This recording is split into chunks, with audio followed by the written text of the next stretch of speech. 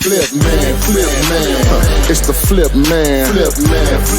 You want some money in your hand? Flipping houses without credit or your cash. Get that bag. And we are live for show 126. I have the full house here, Renikia and Adria. So with no further ado, take it over, AP. Absolutely. Welcome, guys. Thanks for joining us. This is the place where we say it every week. You ask your questions in the comments, the YouTube, Facebook, Instagram, wherever whatever platform you're using, and Renikia and or Ty will answer your questions. This is where you can learn everything you need to know. Maybe not in this hour, but everything you need to know.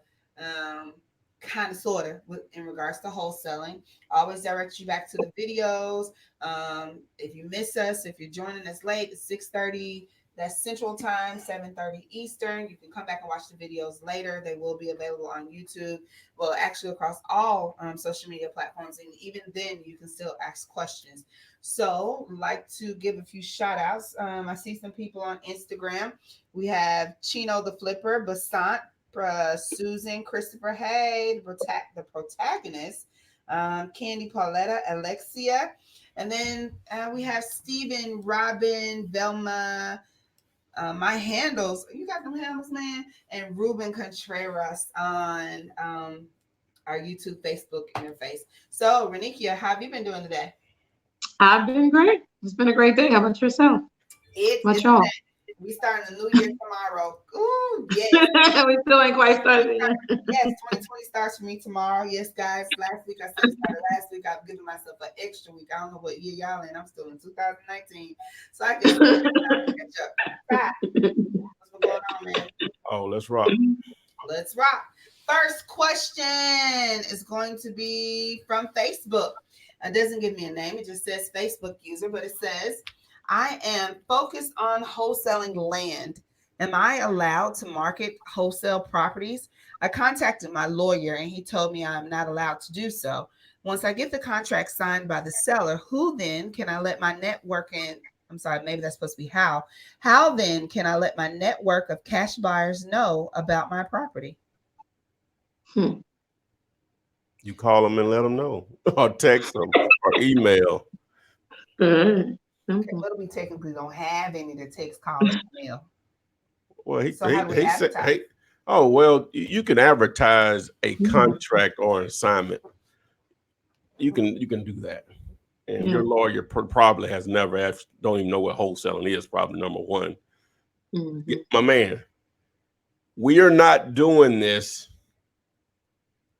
putting out, well, let's back up. These deals are closed by attorneys and title companies all over the country. They are not putting their livelihoods in jeopardy for me or anyone like me or Renikia or whoever is doing this.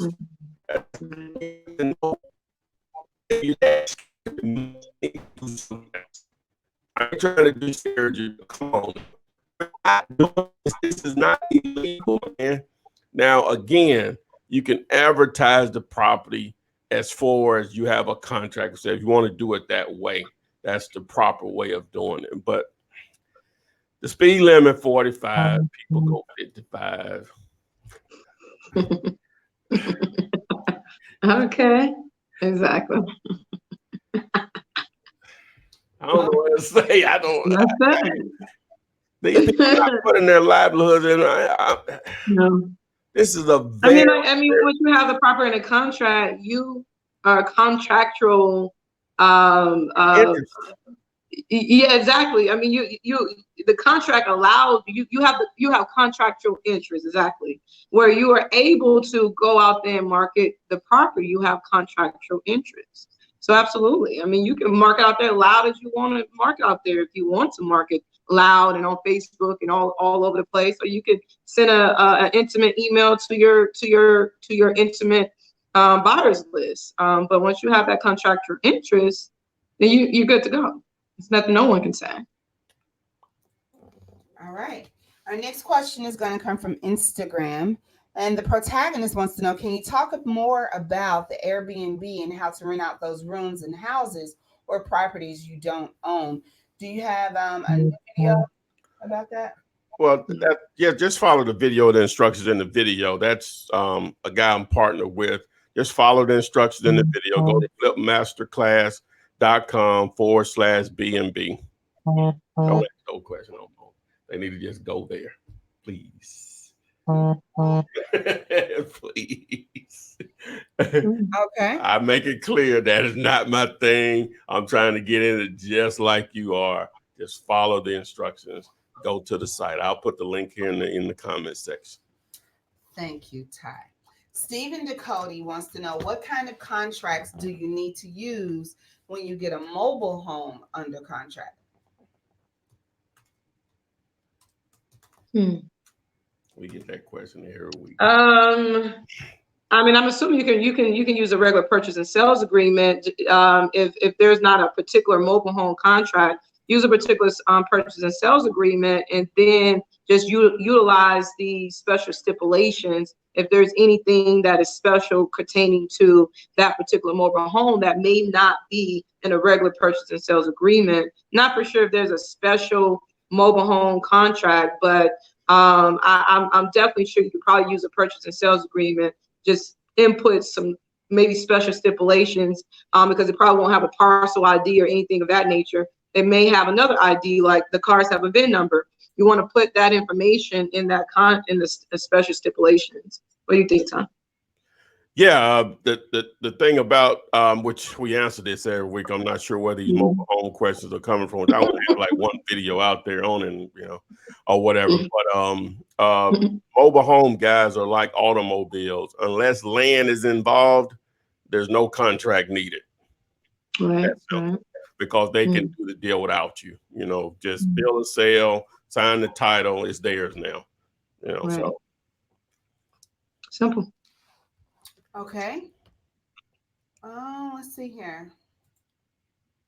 Velma has a question in regards to, I'm assuming, her LLC. She wants to know, when filing taxes, which is more effective for refunds, partnership, or an S corp filing?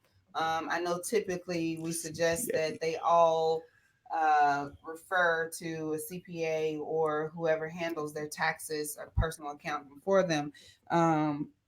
In regards to that, because that's kind of like a thing that we don't really want to tread on and give them this information, right? You're right. Right.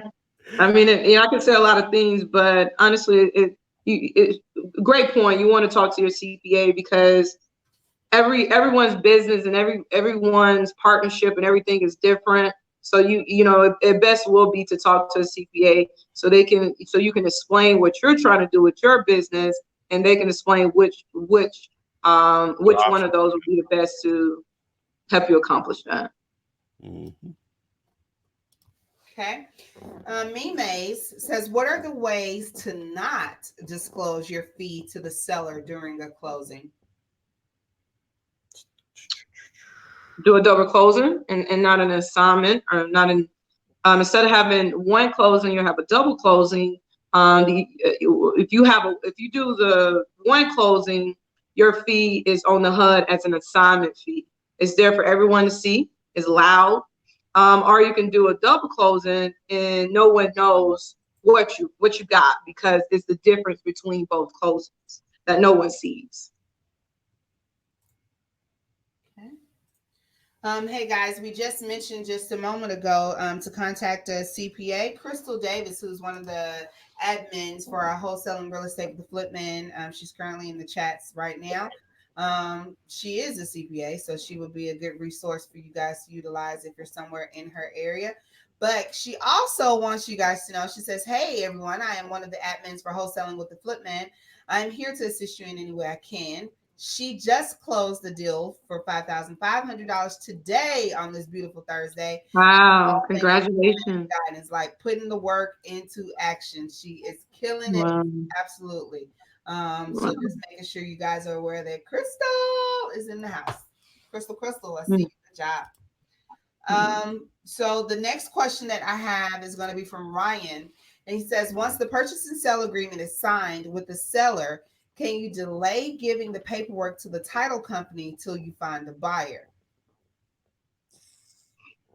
I think best practice, you want to make sure you have that buyer in place before you start that title work, because when you start that title work, you will incur a title work fee, regardless if it closed or not. So it would be best practice for you to make sure you have all your ducks in a row, and then send your AB contract and your BC contract to the attorney all at the same time. But you may have that one property that you know is hot, that you want to close in a week. So you want to probably going to start title because you know that it's only a matter of time, or you know that it's a hot deal and it will close. So it's really up to you how you want to work it.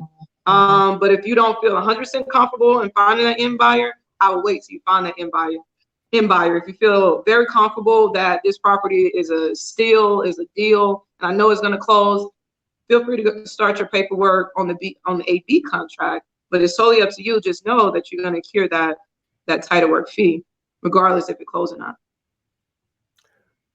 And before you ask another question, the reason I have this thumbnail picture up here, should be a video that comes out tomorrow. So be on the lookout for this one here tomorrow. All right. How he made $13,000. Wow. $14K. And he has his baby girl right there. Yes. His cash or credit didn't matter. He has one of those awesome 18 by 24 signs flipped sideways, the portrait version. We buy houses and land, cash for you, sell fast as is. Look at there, making money.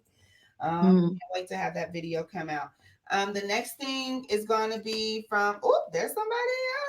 Oh, nice. Now, that one is live already. It's already up there. Yeah, wow. In 10 days. And they hustling together. We talked about 14 so. Yes, get you a partner that's on it. She got a pen on her shirt. She ready to put her dollars on there and everything.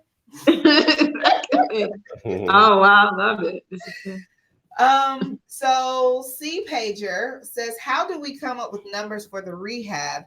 Is it best to get a contractor? So a lot of newbies, even oldies, want to know, how do you come up with the estimated repair? So is there a video for that, first thing? And then second thing, how do you do that? Well, that's a good idea with the contractor. Then you should only have to do that maybe once or twice, and you'll have a general idea of what repairs will cost. And I saw a video a few months back, and I've been relaying this to you all because it was hard for me to explain to you how to come up with a number. But a simple way of doing it, this is not cut in stone or whatever, because it can go either way. But the way this guy explained it, $25 a square foot if it's livable, $40 a square foot if it's not. Now that can go tremendously up depending on the type of neighborhood or whatever. And because the countertop that are going to $100,000 neighborhood may not be the same countertop that go in a $400,000 neighborhood. So generally speaking here or whatever. So but that at least give you some ballpark numbers to work with. But and I will add to that. The contractor thing is a good idea too, though. Yeah, that's exactly what I was going to say. I will add to that exactly what he just stated. When you first starting out, it would be a great idea for you to get a contractor on your team and just shadow them, but you cannot it's harder to get a contractor on your team when they know you're a wholesaler. So you've got to find someone, let them know you're a seasoned investor and you want them to come out and give you a quote. When they come out and give you a quote, you want to ask them a question, pick their brain. Why do you say it's going to cost $10,000 to repair my kitchen? And pick their brain on their numbers. And over time, you can go into any house and say, oh, this kitchen going to cost $10,000 because you've seen it so many times. So, yeah. All right. So this is in regards to PropStream. Dealulator is what we use here, but it's AKA PropStream. How you have on the shirt there. Kim Evan wants to know, how do you export the list? So do you need Microsoft spreadsheets to export PropStream's list? I tried Google spreadsheets and it's not working. So what do you use to export the list? When when you say export the list, now when you just export a list, you're just exporting it, right? But it has to be saved somewhere. So now it's in either an Excel file or a CSV file, and you can go to Google Sheets, because I do it all the time, and then you can upload those files to Google Sheets. I know you can do that. I'm not sure.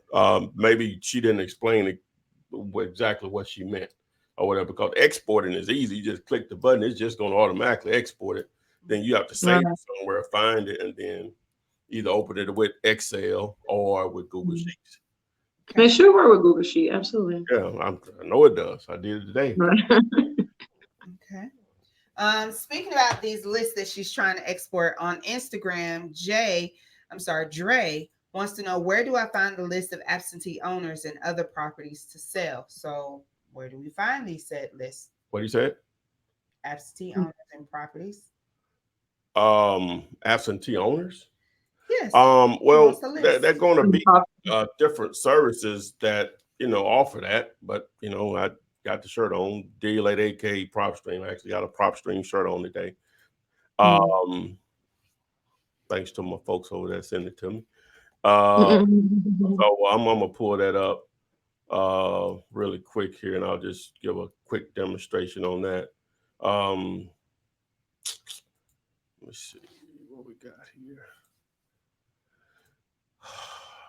So what you're doing now is going out to dealulator.com, which is available to each and every one of you to utilize for your wholesaling searches, creating lists, searching owners and whatnot as well. All right, so let's do Baltimore. Am I spelling? Huh? Banner. Get rid of the banner. Okay. Getting rid of the banner here. Baltimore County. I think I'm spelling that right. It'll tell me if I ain't. So while it's pulling the list, which is going to be fairly large, you see it's over 300,000 properties there in Baltimore County. All right, so you go in the filter. So owner occupied means either they live there or they don't. So you can do any, or you can do no, they don't live there but they own it, or you can do yes. So you select no. That's absentee, same thing as absentee. Then you have to choose what type of list you want to build. On the market, meaning it's listed with a realtor, vacant. You want properties with liens, pre-foreclosures, properties auctions, bank owned, cash buyers, high equity, free and clear, which is my favorite. Bankruptcy, divorce, tax delinquent. You can even build a flippers list and deal failed listings, which that can be several different types of things dealing with agents. All right, then you can even get a little bit more detail. So if I do free and clear, which is what I like to do, then you can do whether it's vacant or occupied, not owner occupied, but occupied. So I normally don't care. Then you want to do the classification of the property. So you're dealing with residential. As you see here, you can do single family, multifamily, all types of commercial properties. So we'll just do single family here. So now that's the property characteristics. I want it to be off market. So no, there, on market. So I don't worry about the pre-foreclosure, foreclosure status. And then I'll do individual instead of corporate, mixed, or trust. So boom. Now let's see how large this list is. So it's 5,500. So if you want to get a little bit more detailed and say they've owned it for at least a year, you can do that. And that shrinks the list down to 2342. So now you can take this list, you can select it, and then you can then go and export it here. You name it or whatever, create a new list, a new name, and then save it. And boom, you go over here once it's saved, and then here your list down here. You see, I got a ton of them.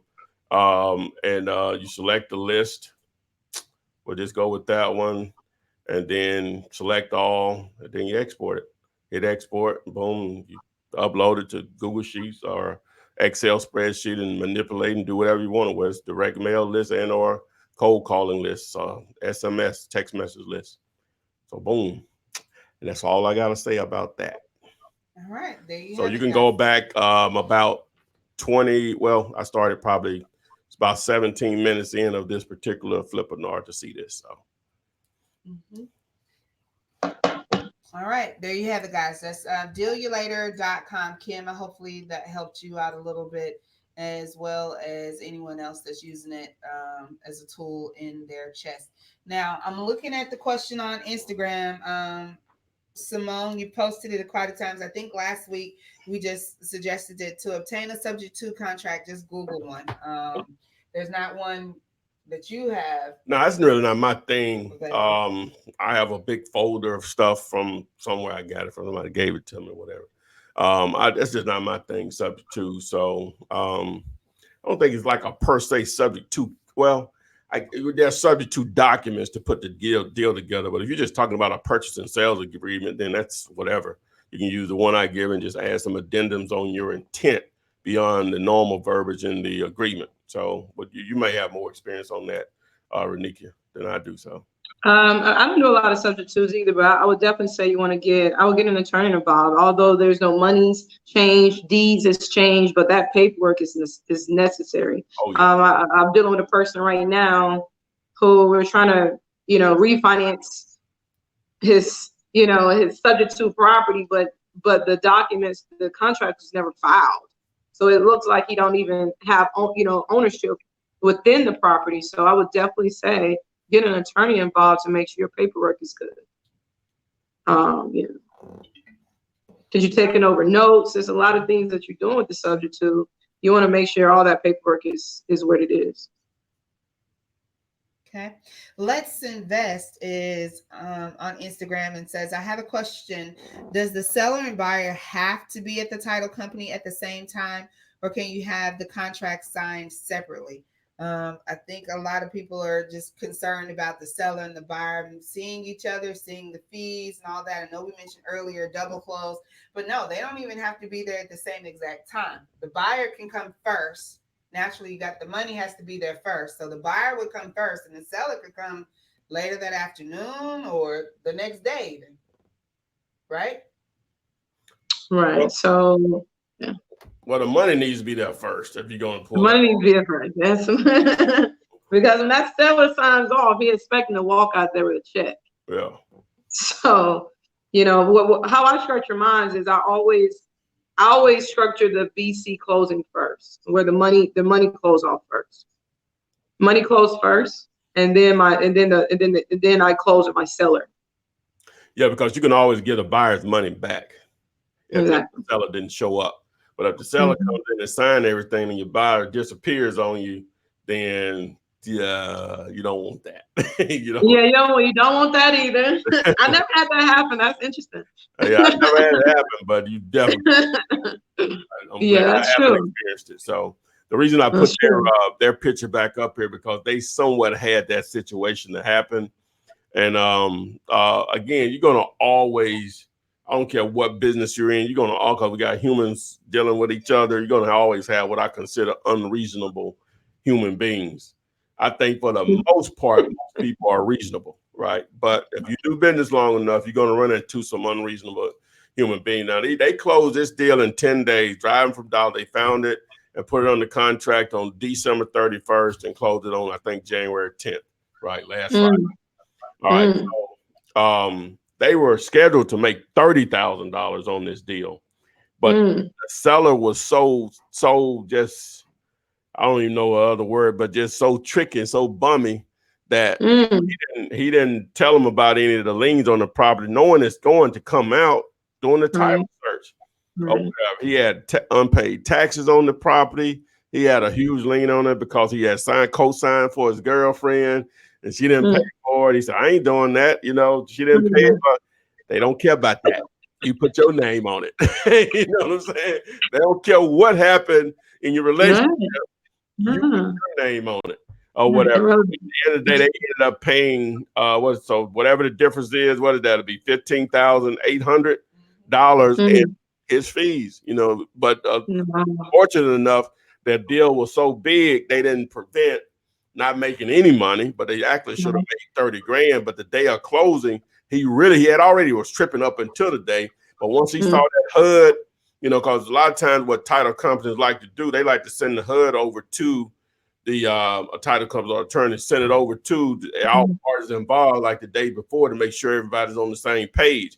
And so when he said that they were going to make 30 grand, he lost it or whatever. So it was an assignment. It wasn't a double closing. No, it wasn't a double close. It wasn't a double close. Oh. They wouldn't.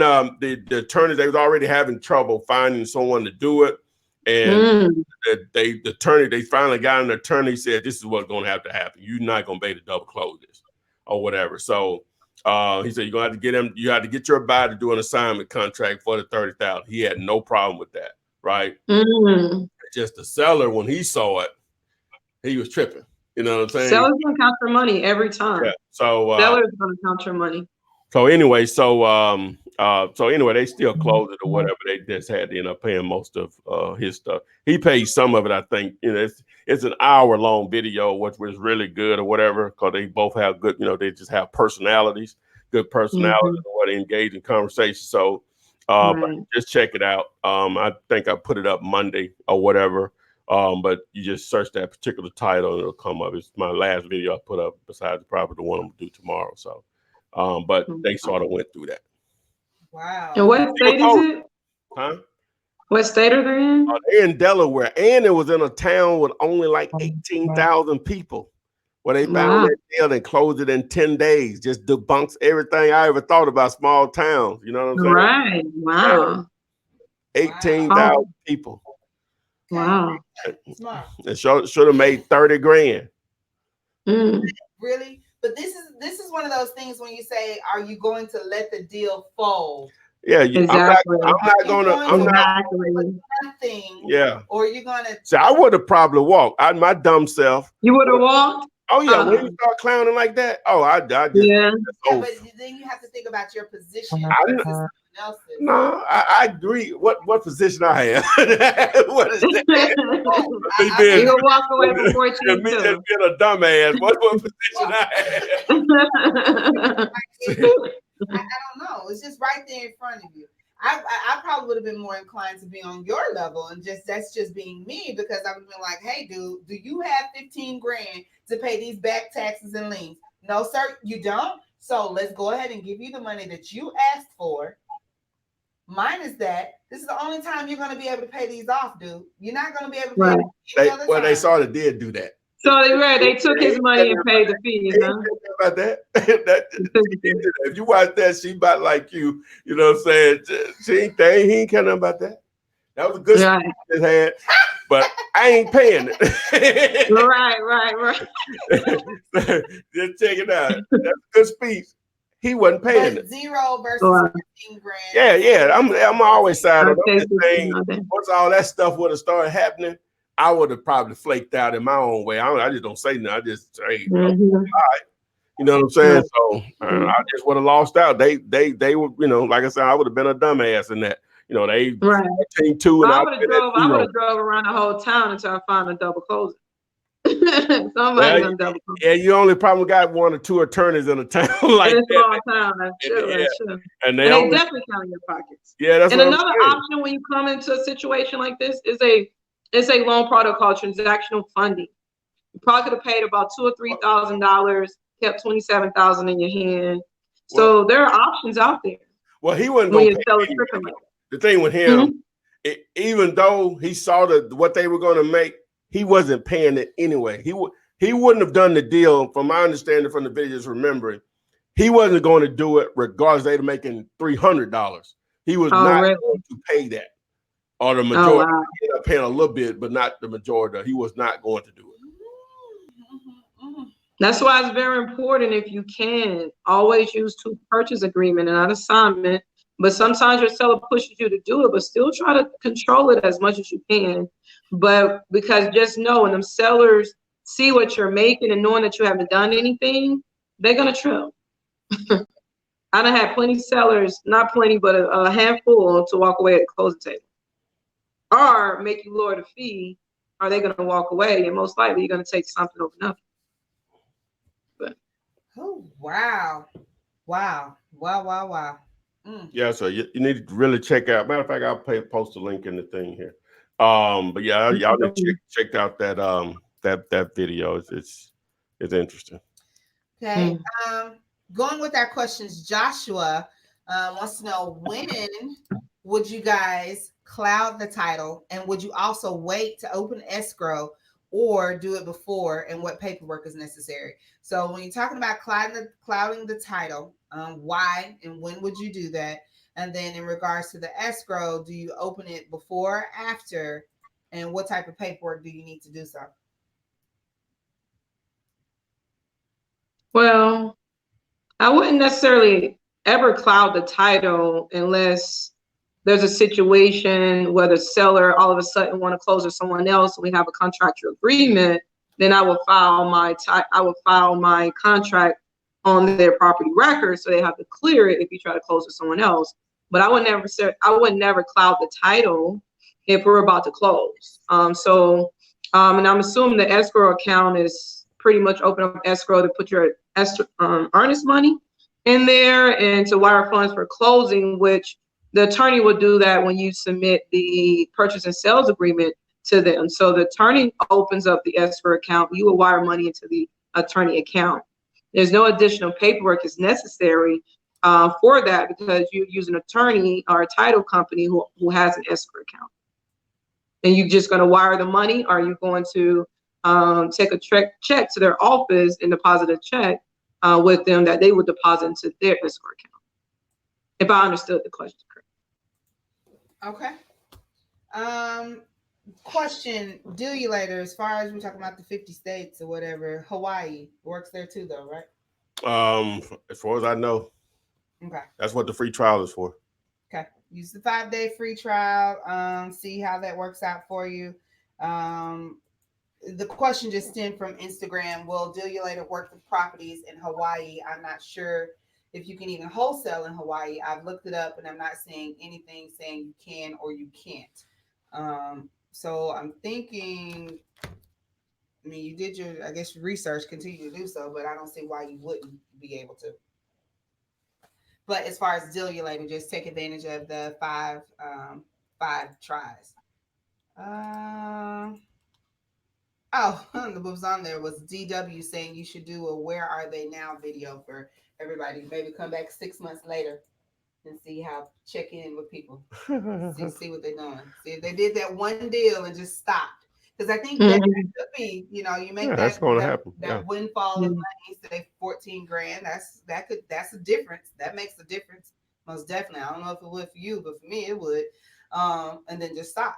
So let's see how. And even if you do the "Where Are They Now" and 90% of them have stopped, that doesn't mean you have to stop.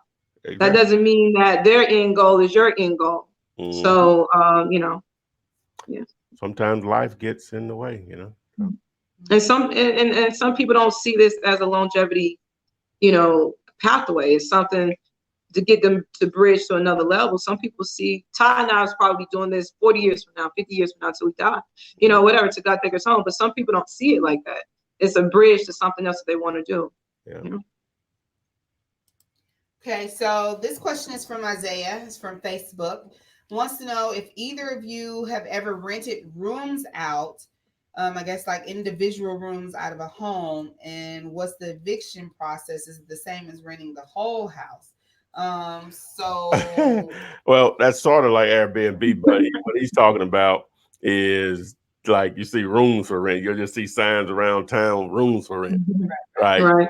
Those some bona fide jokers that'll handle that. Because I've met some guys that do that because you dealing, you know what I'm saying? It's you know what I'm saying? You gotta be a special type of person to be able to handle that type of you have either you or someone needs to be really good at managing people, because a lot of these people they just in some situations. Right. You know what I'm saying? Mm-hmm. They're gonna just randomly stay in a house with random people. Normally, just decent neighborhood or whatever. I don't like to try to, but and just random people, and then get along, man. I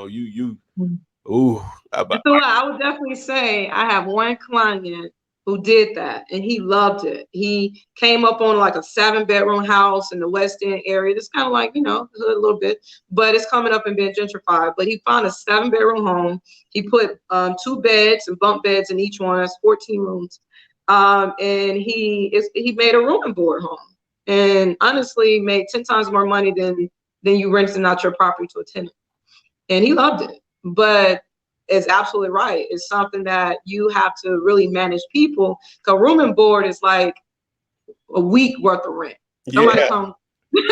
Yeah. They give you the money to rent the room for a week. You feel me? So it's like, but you may have 10 people giving you $300 a week. Yeah, $300 a week. Yeah, exactly. You feel me? So it could be lucrative if you want to manage that type of investment. That eviction process, hey, you know what I'm saying? They just go in there and just lock, put locks on that room, just all their stuff in there now. So yeah. That's beautiful stuff. like Todd said, these are not normal situations. Yeah, you got to. I hate the gator head is too far away from them, but them 2 gators. That's okay. I don't think we got a gator head big enough for them type of people that can manage something like that or whatever. Right. I don't know, but you look at rooms for rent. Rooms for rent. You say that, but I'm like no. Listen, Linda. Wait a minute. Okay, so on the part of like all these little investing mentor groups and all of that, and how to make money and such. You didn't make money and such, and that's one of the things that I see a lot on a lot of those boards is buy you a home, live in the basement, rent out the rooms, and have them pay the mortgage for you, so you're making money, and then you're also getting the mortgage paid at the same time. That ain't the same thing. How come it's not? I think what they're talking about these like people no. Like a roommate situation. Yeah, it's gonna be more like they ain't just there for a week. Right. You paying by the month. You ain't charging them a weekly rate like extended stay. Like an extended stay. Yeah, exactly what it is. You know what I'm saying? Okay. Yeah. It ain't no lease sign, none of that. You know what I'm saying? You got $3 this week, that's your room. Or half of your room. Right. Okay, you're right. A different breed. Yeah. Oh yeah. And trust me, there is always, depending on you in a certain area, there's always someone that's in that situation. Oh yeah. And that's the sad part. They would stay there for a week. That's $1,200. Right. Whatever you're doing. Right. Enough money for that. Yeah. Yeah, they living by the week. I tell you a story. This is all real estate, so we ain't just off on a tangent in the pool somewhere. I hired this guy. Have I told this story? Probably. All right, this guy, and he was holding signs for me. Say we buy house. They hold signs for everything else. I had him doing it. He worked his butt off, right? Right. And when I picked him, the first day. Well, probably the second day because I really fired him the first day. But I felt so bad for him, about he told me what. But anyway, so the second day, right? And people know me. That ain't even me, but I just had to. But anyway, he told me, say every job I get, man, my wife get me fired off my job, and I was tripping about that. You know what I'm saying? How is that possible? Exactly. Why would wife want you not working? I'm sorry. So technically, that's what happened the first day. So what happened was the sign was brand new, and it was a huge corrugated plastic, same material band the signs are made, but so it was a big sign. But the edges of the signs can be sharp. So I went to Family Dollar, Dollar General down the street to buy him some gloves, right? In between the time that I went to buy the gloves and he was out there holding the sign, his wife had called him and told him that I probably wasn't coming back. You know what I'm saying? I'm like, dude, you know how much I paid for this sign? I said, Right. I never come back to get my sign. I said, I tell you what. You know, I said, let's don't even worry about it. I said, I'm gonna pay you this money. You ain't even worked the hours we agreed upon. I'm gonna pay you all of it, and you have a great day. My man was looking so pitiful. You know what I'm saying? Right. I just see they had. But that's toxic. Let me get into part of why I couldn't just do it. They had 10 kids. There you go. They had 10 kids, and they were living in 2 hotel rooms in one of them weekly stays. 10 of them. Right. Wow. And so he worked so hard for me. It didn't translate into no money. But I was getting calls. It just I couldn't, you know what I'm saying? I got to the point I was going to buy them groceries. You know what I'm saying? Oh my God, I just went. Got him. So, but it all, you know, the first day he had a car that was running. After that, it was all me picking them up, you know, and dropping off at the point where I wanted to be. You got Uber. You know what? That's what I should have did. But anyway, so I had to go pick him up. That wasn't gonna work. That wasn't gonna work. And so as I was going to buy them food and stuff, man, they all smoked or whatever. It was like 4 grown people in there that smoked. So they, you know, they shared, you know. I bought so much food, like just stuff that I thought they got the monkeys and stuff. He had like a grown stepson. And he came and worked one day. Well, he came work 2 days with me, and something happened, and they needed I was paying them between $60 to $100 a day or whatever, something like that, with both of them combined, because they weren't working that many hours or whatever. And so something happened, and the young dude didn't want to give him the money to help the family, right? So I told him, I ain't telling him why. I said, don't bring him. Well, he can't come. I'm good. Just you good. I didn't even want to deal with him. You know, I know I'm getting off people. Y'all ain't here for that, but I just a real interesting story. Anyway, long story short, I did have to fire him because of his wife. Because I dropped him off one day, and he had been working for me about a month or so. And man, he was working. He was out there. Man, I used to have to tell him, man, you ain't got to do all that. Man. I just want you to hold the sign. He's flipping it. He just going back and forth. There wasn't no people were blowing, honking, calling. Hey, that's why I was. I just, man. And so it just one day I had dropped him off, came back, and he said, man, my wife said, because I told him if we do a house from, I had a special number on that sign that I'd give him I think I told him $2,000. You know what I'm saying? And so his wife told him to ask me, have I closed on any houses yet?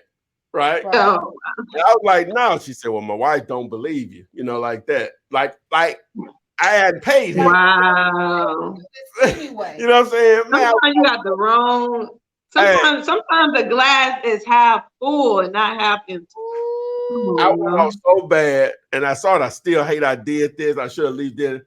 I didn't even take him home. I said, man, here your money. The bus stop right there. Oh, we good. Did you get right? Yeah, I got my sign. Yeah. Yeah, we good, man. I said, you were right. I told you were right. Your wife got you fired off this job. You were right. I'm sorry. You were Talk yourself out of a good situation. I mean, because I'm still thinking, even at $60 a day, I'm doing it 5 days a week. That's $300 a week. Wait, that's $600 every 2 weeks. You picking me up and driving me to my buying job. The food, paid the hotel bill about 3 times. I was doing a lot of stuff. Wow. 10 kids had like 3 kids that were under 5. Wow. Wow. Oh my God. It was woo. Well, but that's real. I mean, people around you are who you're around. Yeah. And when you're around people who think like that and look at things like that, you begin to catch on to those things. That's why it's very important that you surround yourself with people that's moving and shaking, people that's out here got something to lose, because You surround yourself. I'm just surround yourself with 9, whatever, fill in the blank. 9 losers. Guess what? The 10th one's gonna be. It's just what it is. You are who you around.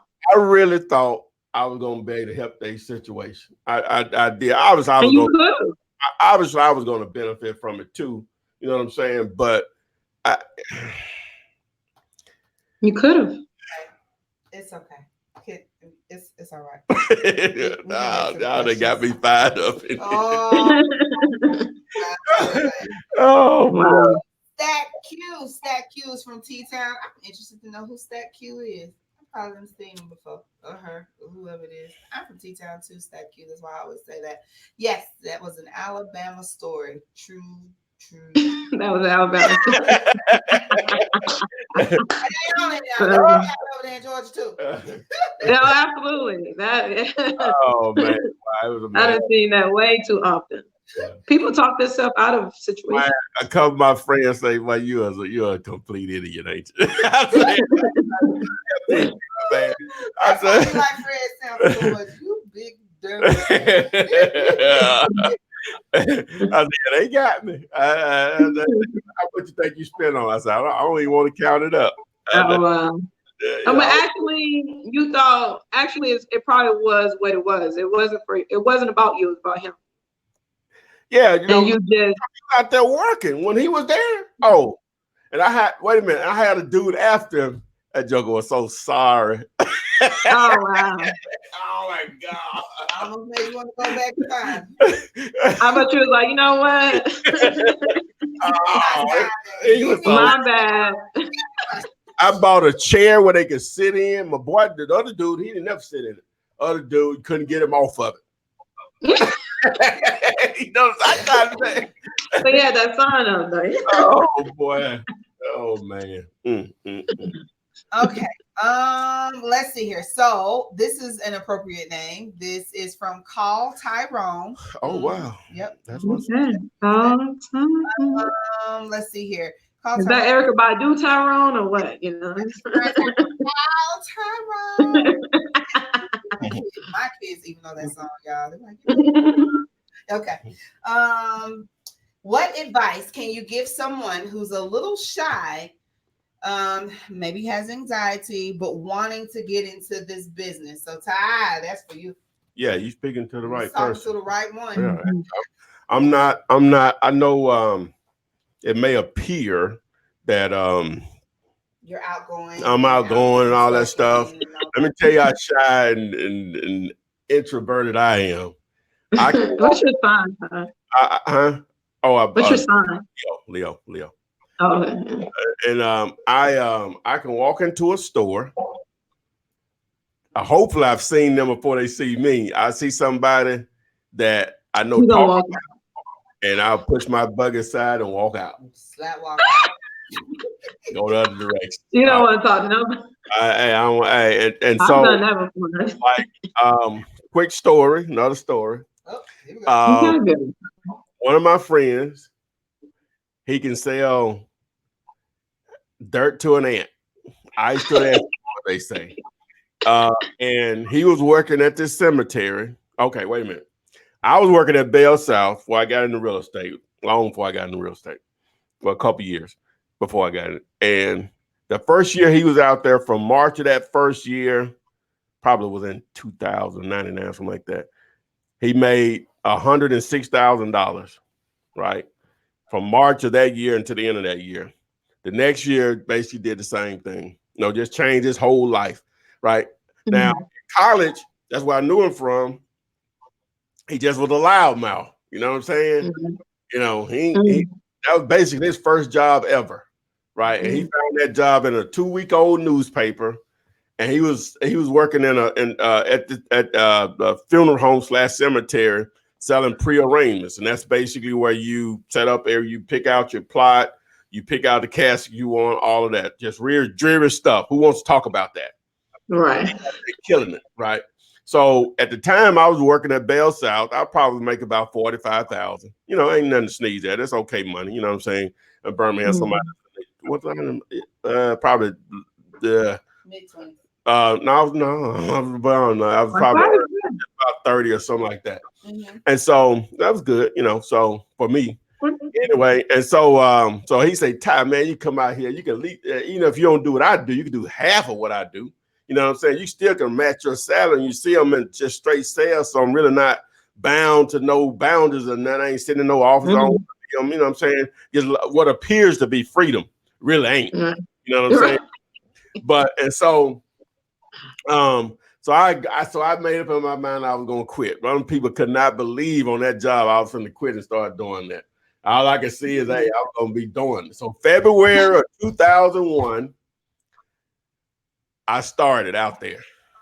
And from February of 2001 to July 31st, which is my birthday, I made a grand total of $7,000. I nearly starved to death. If it wasn't for the girl that I was dating at the time and him, my homeboy that got me out there, I would have. When she used to get paid, she would say, how much of this do you need? When quitting your job goes wrong, this is it right here. Quitting your other job goes wrong. And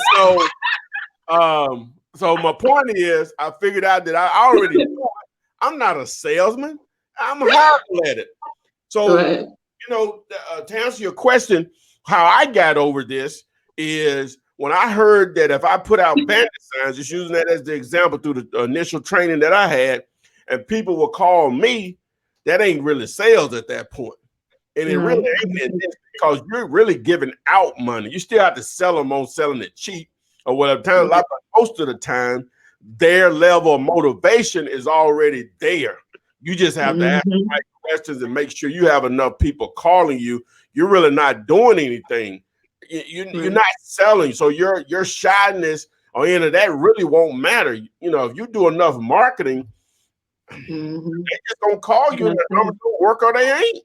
Now, obviously, if you're a little bit more outgoing and stuff, that works in your favor, but it's not needed to do this business and be successful at a high level.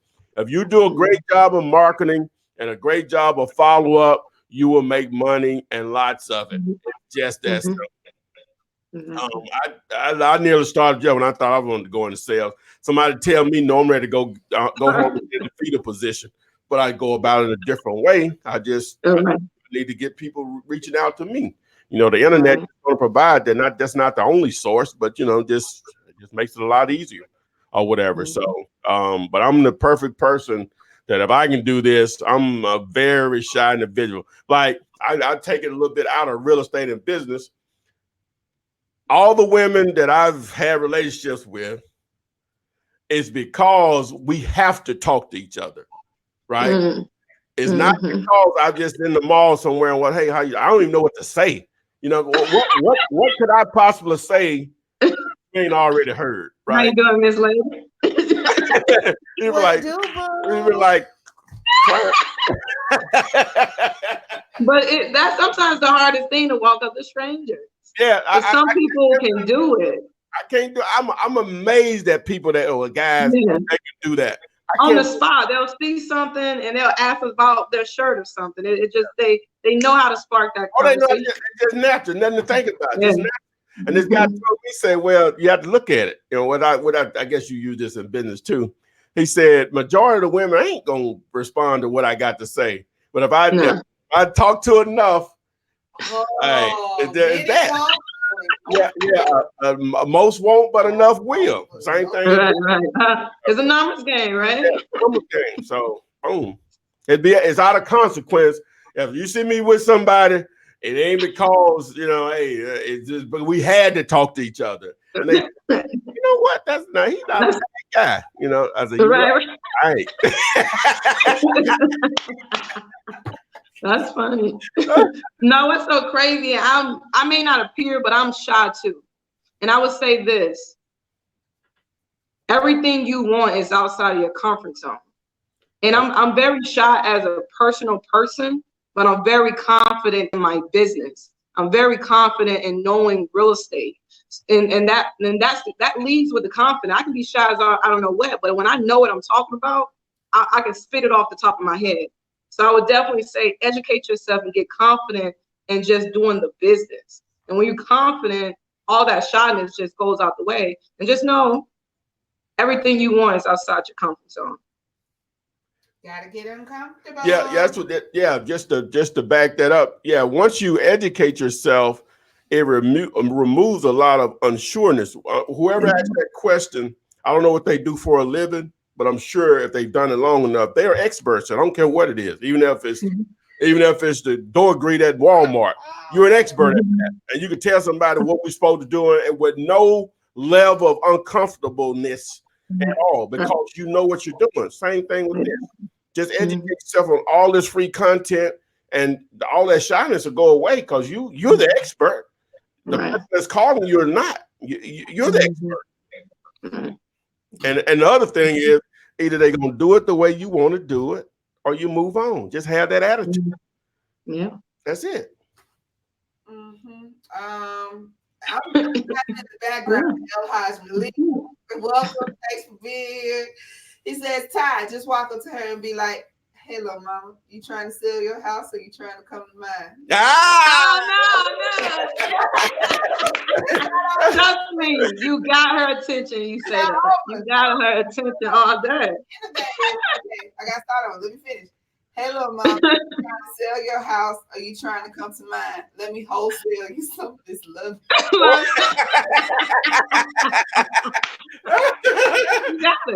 You got to smile. You got to laugh. It's all good. Oh, that's tight, man. That's it. And then I was like, hey. that worked for me, Haj. I take it. And we had another that said when we were talking about the rooms for $300, he has 3 rooms that he rents at $400 a month, and he sticks with elderly individuals to keep down on conflict. Okay. Yes, and that was from Isaiah. That was from Facebook. Target elderly renters, so I keep the conflict level down. 3 rooms at $400 a month. 12 big ones. Makes sense to me. Yeah. Sounds like something covered. Yes, absolutely. Going back to our question. You know what though?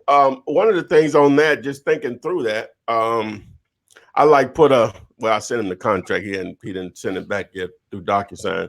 But for $4,000 now on Google Maps, it looks okay. The guy lives in Pittsburgh, the house there in Birmingham. I just thinking through that. Now you could probably partner with somebody. Everybody knows someone that aggressive, that organized, or whatever. Right. Maybe you could start doing that. You know what I'm saying? But you're not really involved in it. You know, because that's a lot of money. And a lot of times these houses are going to be in areas where you can get the houses really cheap. You know? Yeah. And so, and like, it makes sense if you can manage it. Yeah. It's 10 times, it's way more money than a regular renter. Oh my God, yes. But it's more managing. Yeah, more managing though. Yeah. Michael Mendoza, I see your question there. It is basically, is it a deal? But I need to know, you said that the out-of-town owner basically wants to just give you her property, but there's still a price. Like, how much is she wanting? So it sounds like it's really cheap, but in order to calculate, is it a deal? You say the ARV is 35, the repairs around 8, there's 1,200 in back taxes, and you want to make like 5. So ARV being the purchase, she has to be giving it to you for like, you're right, she gotta be giving nothing. So still get the number. So if you were to call and put it under contract tomorrow, what would that contract be for? And we'll be happy to crunch those numbers for you. So let's see here. Which is probably going to be your ex is going to be someone who want to hold. It's not really a flipping situation. Okay. So entertain buy and hold investors for your exit, for your end buyer. Because $35,000, that bringing in $400 or $500 is not bad, you know, so, a month. Okay. So Brian, your question is, what is the process of sending a contract electronically? If you go to dealyoulater.com, the one-page contract that Ty's been using since the beginning. Well, I have a video I just did. It was one of the I think it was the first video I released this year. It's titled I'll put it up here on the screen in a second. I'll put it up on the screen, but I'll just put it up here on the screen. I'll put the link into the video up here in a second. So, we'll come back to it when I put it up. oh, okay, that's fine. All right. So, no, just cut me off. Ooh, what up? So getting back to the question. So Thomas Booker, I'm trying to read your question. It's in bits and pieces, so give me just a moment. Can't see it. Lady Luck, I think you finally made it. You said that you couldn't get through the Facebook link. And you said, but the question is, you got a contract, but not a buyer yet. I came across some people saying the sale agreement was to be taken to the title company. Now, why? I think we answered that earlier. You don't have a buyer, so why the sale agreement to the title company? They're not going to help you find a buyer. Right. So, and the person that's saying that probably don't understand how you're structuring your deal. So you're absolutely right. You don't want to take it. You best practice. You can do it. You can do however you want.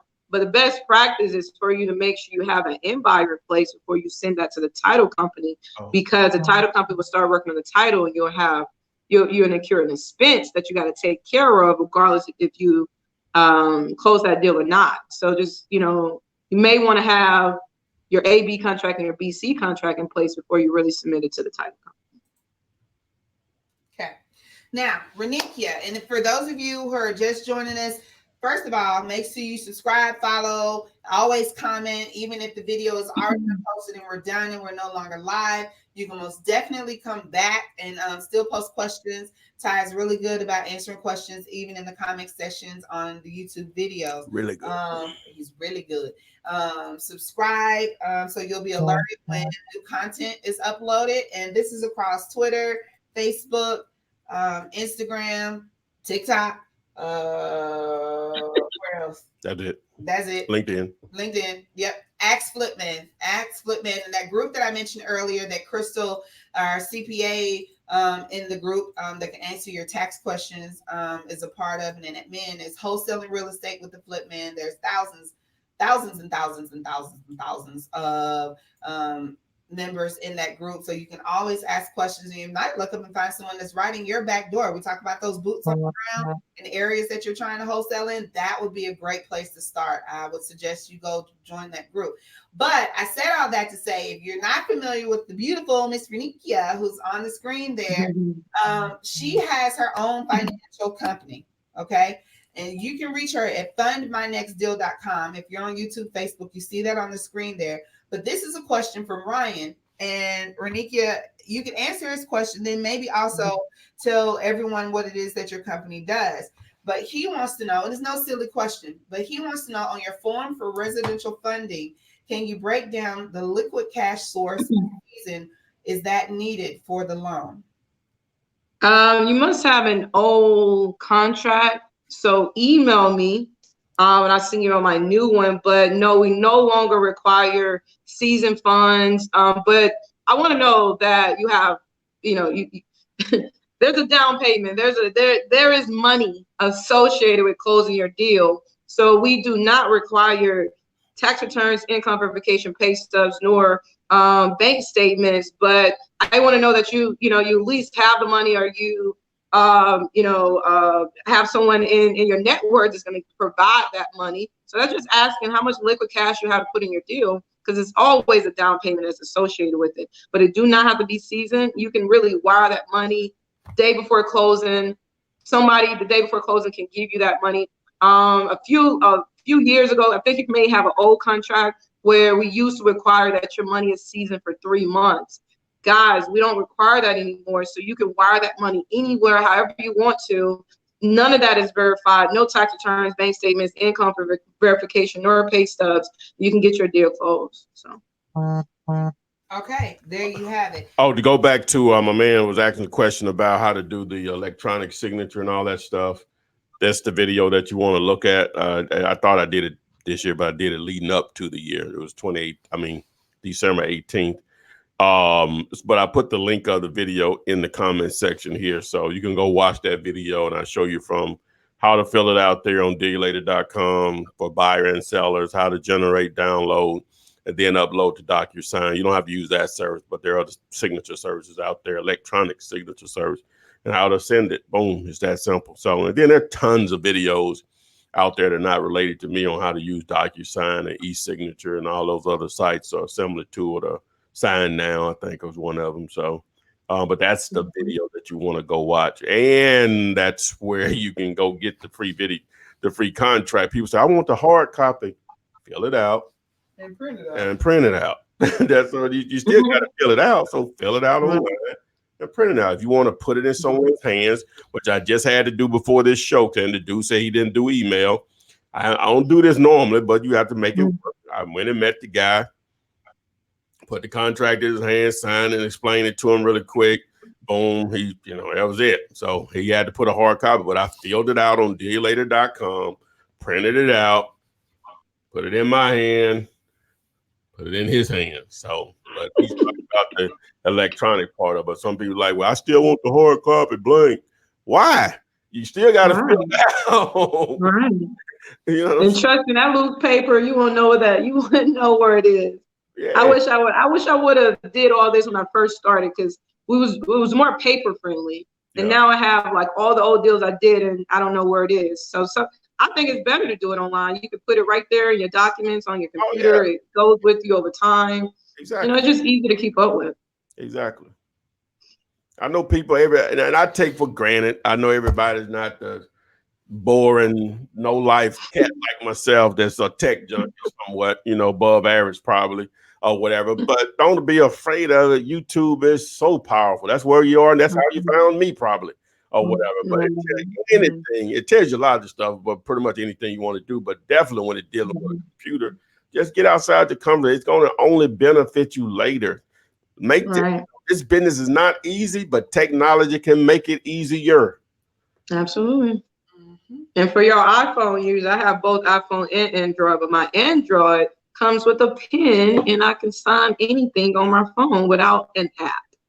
That's some Android note users. You don't need an app. It comes with a pen. You can sign whatever it is on your phone. You can't do that, King, on your iPhone. I have the best of both worlds, but my Android is definitely a better business tool than my iPhone. I would say so.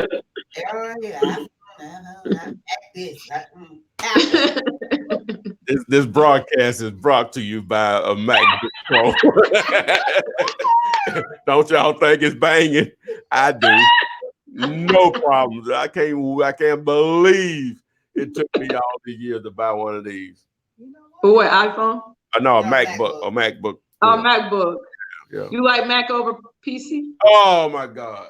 Oh, well, let me just say this: for video and editing and stuff, all this stuff we see here or whatever, is no comparison. Really?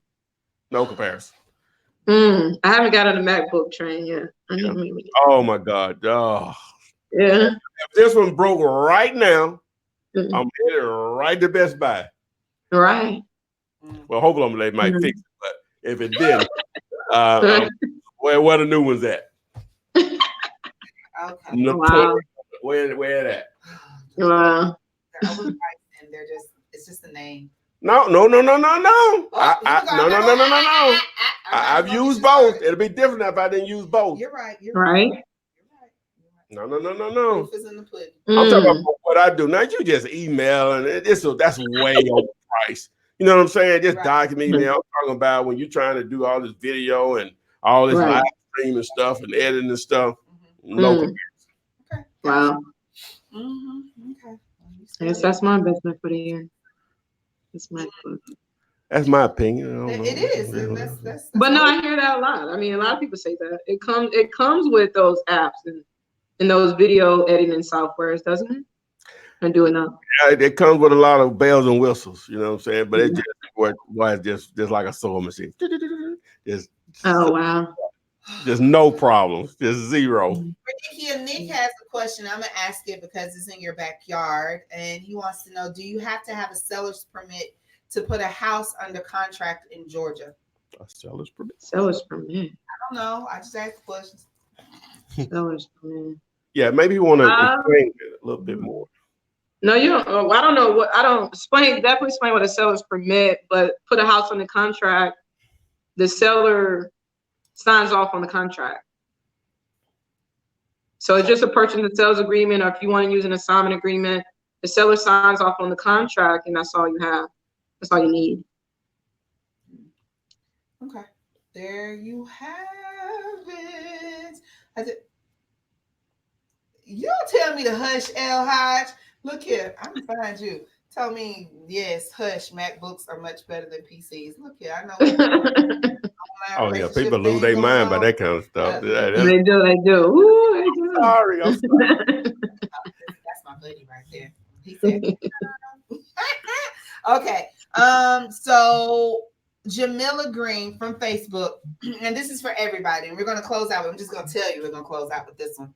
There's a lot of questions that we ask that you have to answer to get a good picture or overview of what's going on with you and your wholesaling journey, to be able to answer your questions where you are, you know, like city size, what exactly you're doing. So Jamila, I hope you're listening so you can answer. She says, hello, I'm having a hard time finding buyers. So this is normally it's the sellers that we're talking about. Buyers for my area.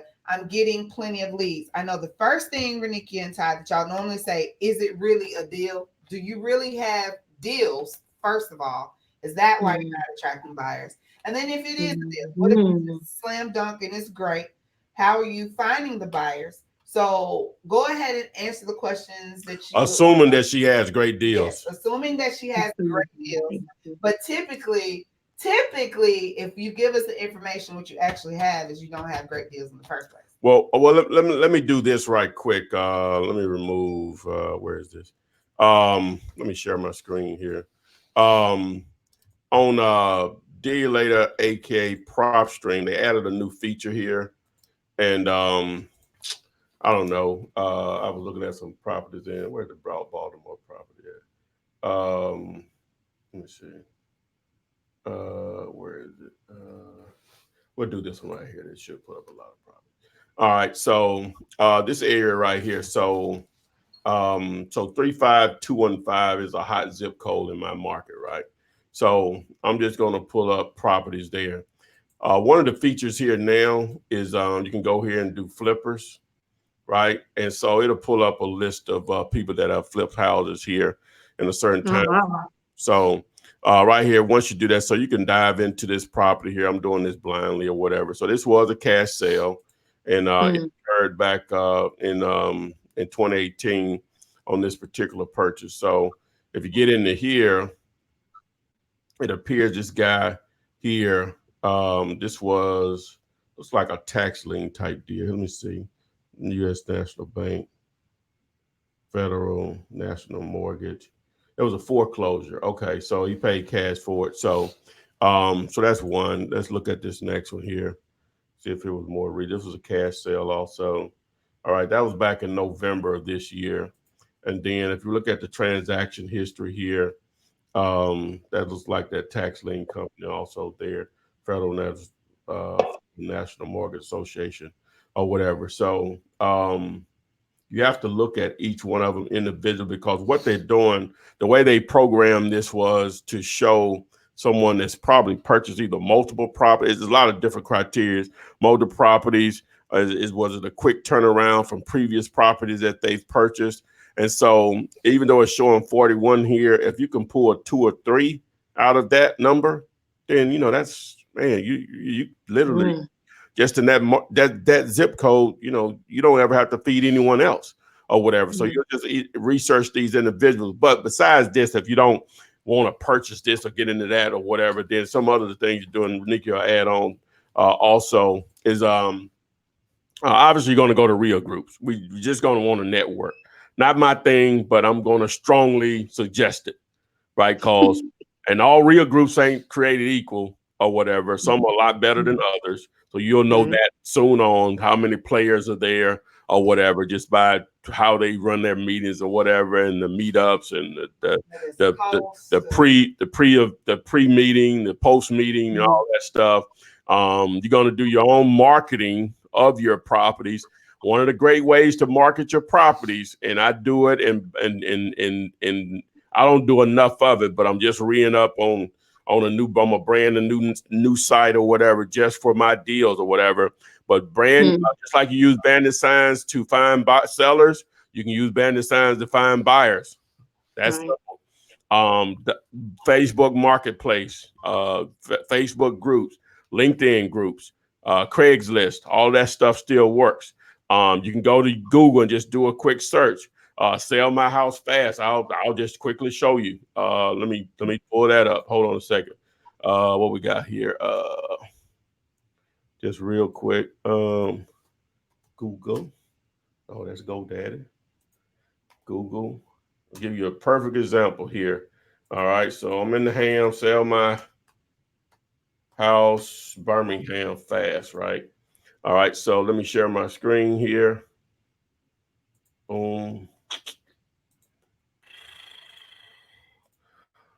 All right, so just right at the top, we buy ugly houses.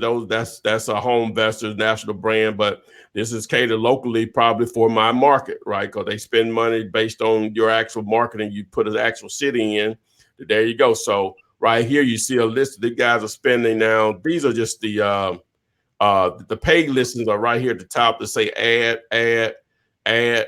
These guys are spending a lot of money to be here, and either they're wholesalers and or actual flippers. That's a great place to find them. So you'll find them right here also, right? Then down at the bottom, this whole first couple of pages, you'll find them there. So there's another one right there. There's one right there.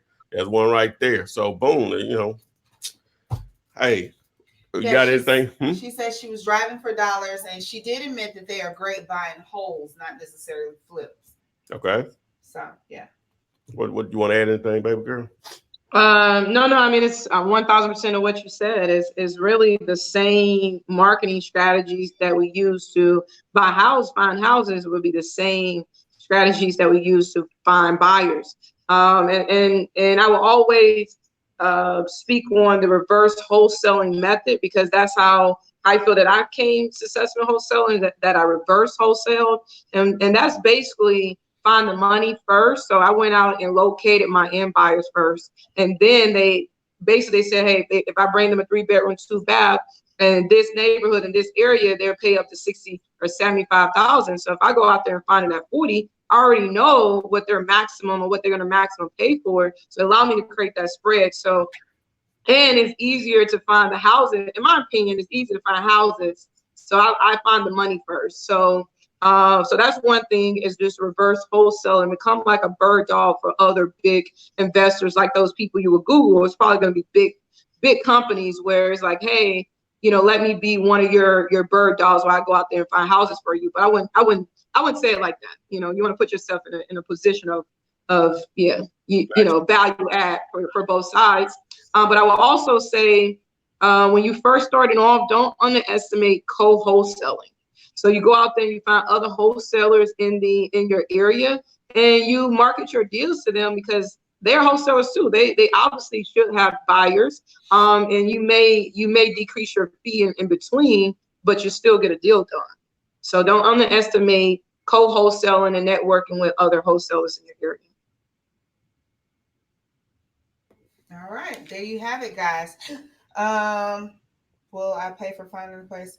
So driving for dollars, will I pay for finding the place? No, I'm not sure what she's asking. Driving for dollars, would you pay for finding it? So I guess she's saying if she is the purse, I don't know. Are you driving for dollars for yourself, or are you driving for dollars for someone else, which ultimately means you're the bird dog, right? Right. Well, right. So driving for dollars is the same thing as going out there and putting up a bandit sign. You're looking for houses that are vacant. And when you locate a house that is vacant, you would contact that seller and ask them, are they selling that property or willing to sell their property to you? Fast cash, quick closing, pay closing costs and things of that nature. So who pays for it? Not for sure what you mean, but you find a house, and then you locate the seller to see if they will be willing to sell it to you. All right. There you have it, guys. For yourself. You're driving for dollars for yourself. Yeah. So you don't. Okay. I think that hopefully answers your questions. Yeah. I'm just confused there. You're driving for dollars to wholesale a property that you found.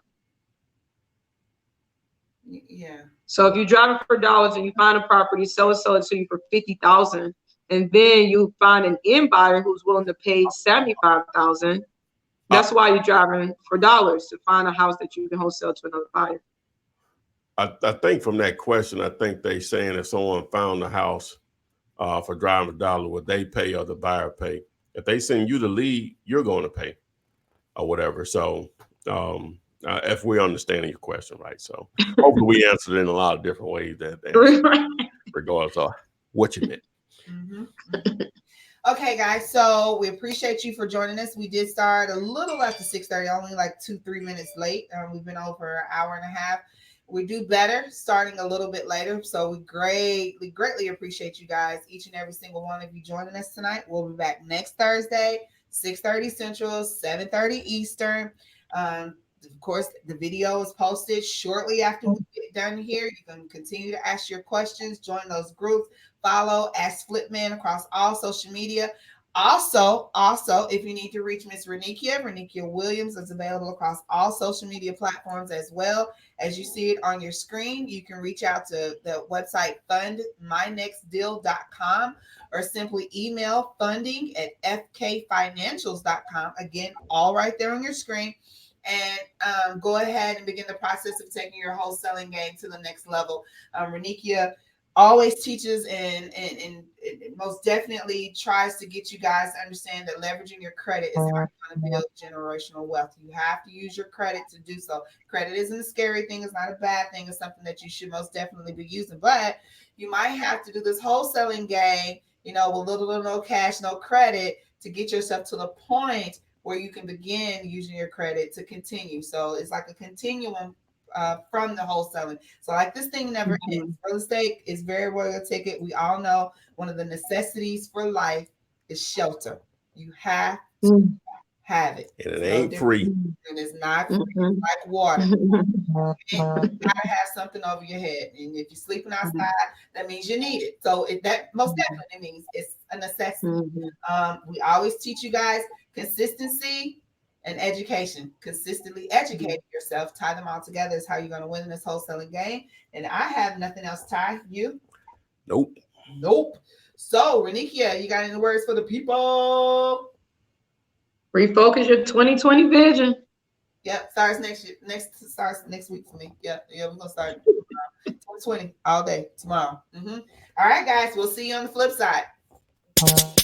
Flip man, it's the flip man. You want some money in your hand? Flipping houses without credit or your cash. Get that bag.